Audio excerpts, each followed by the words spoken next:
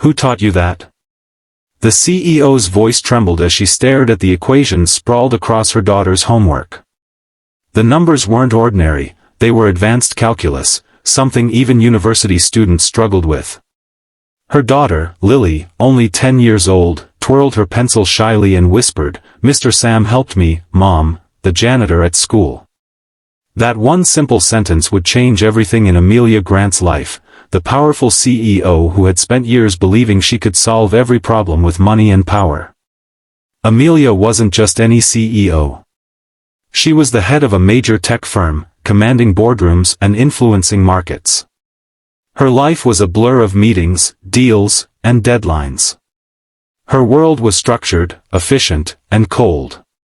But at home, her daughter often sat quietly in the corner, sketching on her homework pages, waiting for a mother who was always late. Guilt often visited Amelia late at night, the quiet kind that crept in between sips of coffee and unread bedtime stories. That night, though, guilt was joined by curiosity. Who was this Mr. Sam? Why would a janitor, someone hired to clean classrooms, be teaching her daughter math at an advanced level? The next morning, Amelia drove Lily to school herself for the first time in months.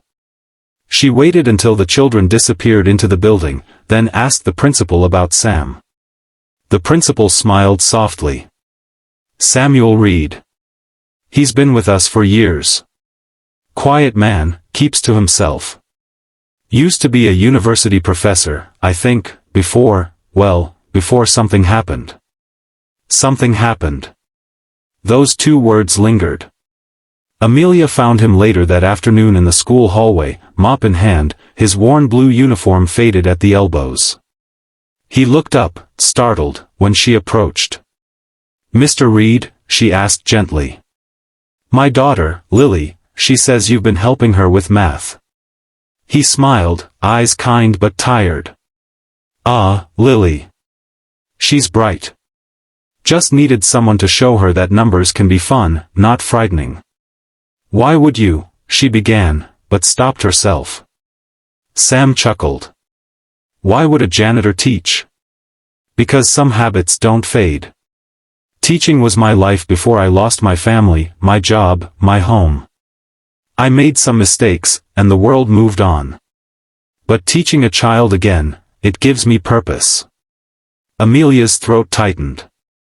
There was no bitterness in his voice, only quiet gratitude. She thanked him and left, but his words stayed with her. That night, she couldn't focus on work.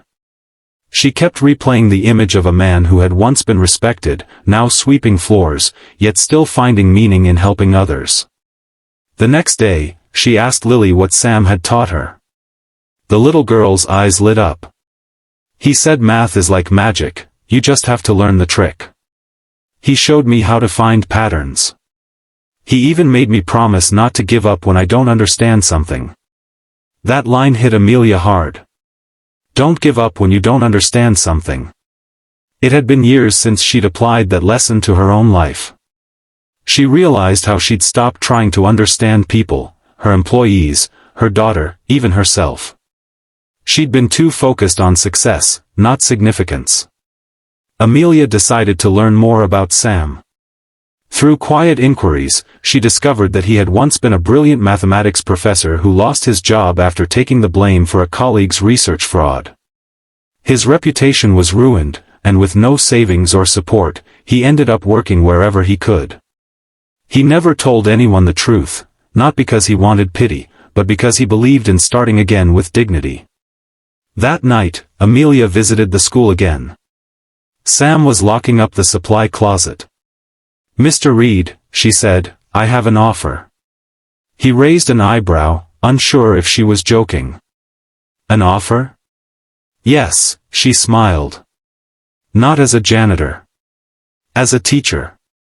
My company runs a scholarship foundation. We need someone to lead a community program for underprivileged kids, someone who can teach them what Lily learned from you." He froze, mop still in his hand. "You mean, me?" "You," she said softly. "Because sometimes, people like you deserve a second chance to change more lives. Tears welled in his eyes, the kind of tears that come after years of silence. "I don't know what to say." "Say yes," Amelia replied.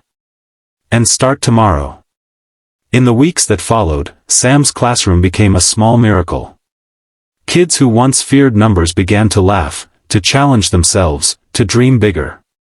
And every evening, Amelia would pick up Lily and see her daughter's joy radiate brighter than any corporate success she'd ever achieved. Months later, the foundation hosted a small ceremony. Sam stood at the podium, his hands shaking slightly as he looked at the audience. Amelia sat in the front row, next to Lily, smiling proudly.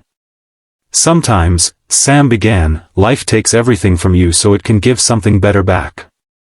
I thought I had lost my purpose, but it turns out purpose isn't about position or paychecks, it's about people.